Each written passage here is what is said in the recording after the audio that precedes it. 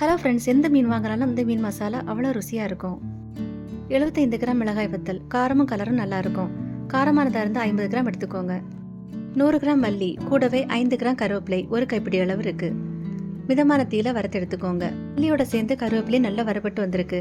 மிளகாய் வத்தல் வச்சிருந்த ட்ரேல சேர்த்துடலாம். 10 கிராம் 1 டேபிள் ஸ்பூன் வெந்தயம், குறைவான தீயில வறுத்து எடுத்துக்கோங்க. 10 கிராம் 1 டேபிள் ஸ்பூன் கடுகு, கடுகு உடைஞ்சு வறுபட்டு தான் எடுத்துடலாம். 1 டேபிள் ஸ்பூன் 10 கிராம் மிளகு, 10 கிராம் ஜீரகம் 1.5 டேபிள் ஸ்பூன் இருக்கு. மிளகும் ஜீரகமும் ரொம்ப வறுபட வேண்டிய தேவையில்லை, லேசா வறுபட்டு தான் எடுத்துடலாம். 10 கிராம் 1 டேபிள் ஸ்பூன் அரிசி, அரிசி நல்லா பொரிஞ்சுதான் எடுத்துடலாம். 10 கிராம் 1 டேபிள் ஸ்பூன் ஓமம், வறுபட்டு தான் எடுத்துடலாம்.